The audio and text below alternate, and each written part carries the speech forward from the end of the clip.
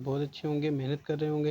देखिए पढ़ते रहिए, तभी तभी कुछ हासिल होगा। बात समझ रहे हैं?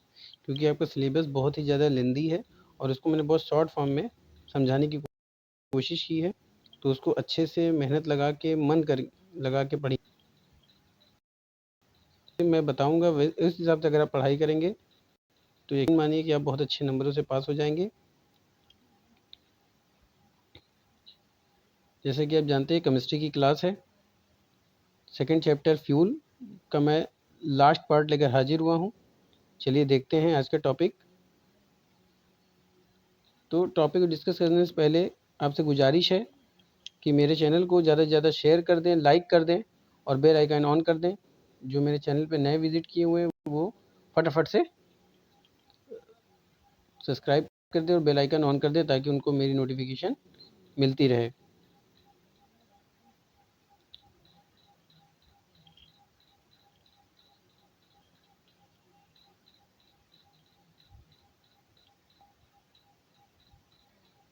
चलिए शुरू करते हैं आज का टॉपिक। तो आज का टॉपिक है बच्चों संश्लेषित स्नेहक। संश्लेषित स्नेहक क्या होता है? मशीन के काम करने की दशाओं के आधार पर स्नेहक का संश्लेषण किया जाता है। संश्लेषित स्नेहक ऐसे होते हैं जो वांछित गुण करने के लिए विभिन्न यौगिकों के बीच रासायनिक अभिक्रिया द्वारा बनाए जाते हैं।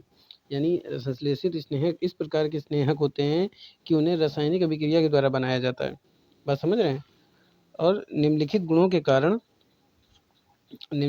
के कारण संश्लेषित स्नेहक तेल ऐसी दशाओं में प्रयुक्त होते हैं। कौन कौन सी दशाओं में?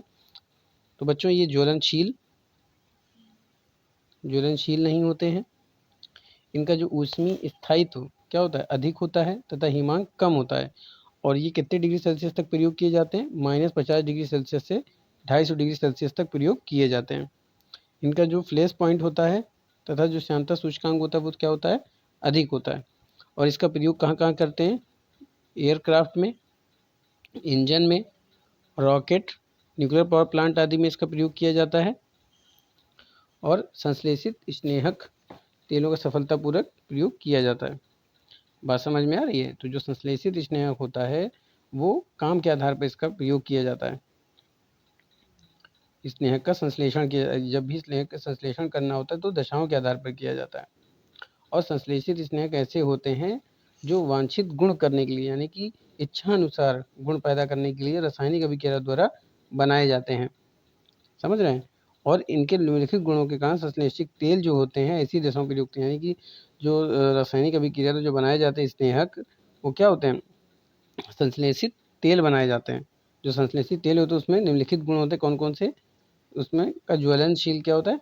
ज्वलनशील नहीं होता यानी कि जलने वाला, ज़्यादा बढ़ने वाला नहीं होता। इनका ऊष्मीयमान स्थायित्व अधिक होता है तथा हिमांक कम होता है। ये -50 डिग्री सेल्सियस से 250 डिग्री सेल्सियस तक प्रयोग किए जाते हैं। इनका जो फ्लैश बिंदु होता है तथा श्यानता सूचकांक क्या होता है? अधिक होता है। इनका प्रयोग हम लोग कहाँ करते हैं? Aircraft, engine, rocket, nuclear power plant आदि में संश्लेषित स्नेहक तेलों का प्रयोग किया जाता है। आइए जानते हैं कर्तन तेल क्या होता है। तो काटने वाले या छेद करने वाले औजारों की धार प्रयोग के दौरान गर्म हो जाती है।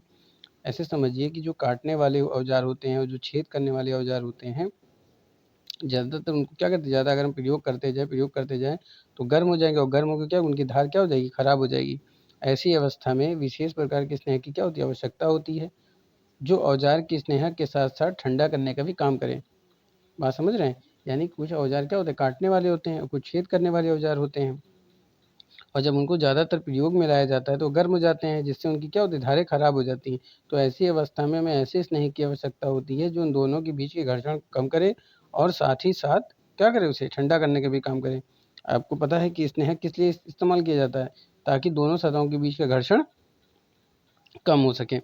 तो ऐसे में स्नेहक के साथ साथ कूलिंग भी करते हैं वो क्या कहलाते हैं? कर्तन द्रव कहलाते हैं। तो समझिए ऐसे स्नेहक जो मतलब ठंडा तो करते ही हैं लेकिन साथ में घर्षण को भी कम करते हैं तो क्या कहलाते हैं? कर्तन द्रव कहलाते हैं। तो जल में तेल का पाया सर्वाधिक प्रयुक्त होने वाला कर्तन द्रव होता है। कर्तन द्रव निम्न कार्य करते हैं। आइए देखते हैं कौन कौन से कार्य करते हैं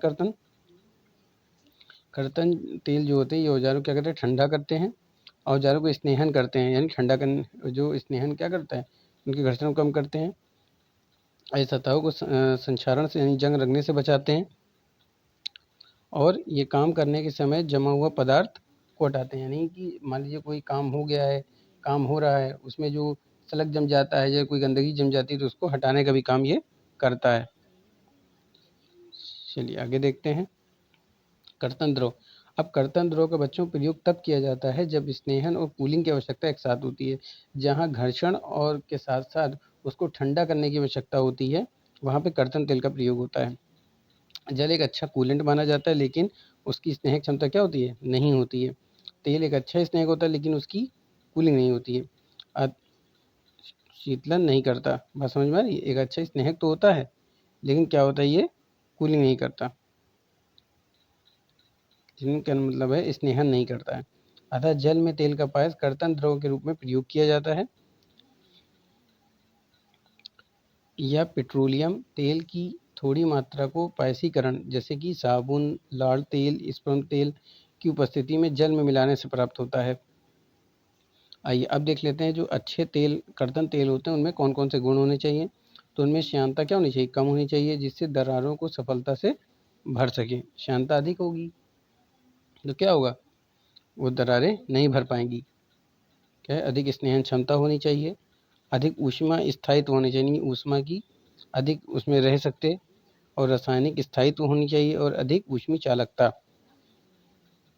यानी जो तेल होता है वो क्या होता है, ऊष्मा की चालक होनी चाहिए, उसका जो रासायनिक है वो क्रिया होनी नहीं चाहिए, और अधिक ऊष्मी स्थायित्व रहना चाहिए, अधिक ठंडा रखने की क्षमता भी होनी चाहिए, और कम श्यानता में, जिससे दरारों को सफलतापूर्वक भरा जा सके। बात समझ में आ रही है? तो ये था बच्चों आज का टॉपिक। देखिए आज से सेकंड चैप्टर आपका समाप्त होता है। हम मिलेंगे एक अगले चैप्टर के साथ, तीसरे चैप्टर के साथ। तो बच्चों गुजारिश है कि आप मन लगा के मेहनत करें।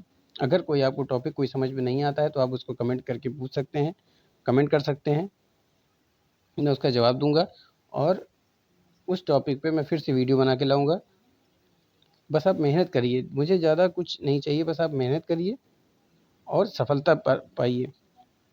मेरा वीडियो बनाने का मकसद सिर्फ इतना ही है कि आप अच्छे से अच्छे नंबर से पास हो सकें। बात समझ में आ रही है? तो मेहनत करिए, मुस्कुराते रहिए। चलिए तब तक के लिए आज का सेशन यहीं समाप्त करते हैं। मिलते हैं कल अगले टॉपिक के साथ। तब तक के लिए thank you, thank you, thank you class.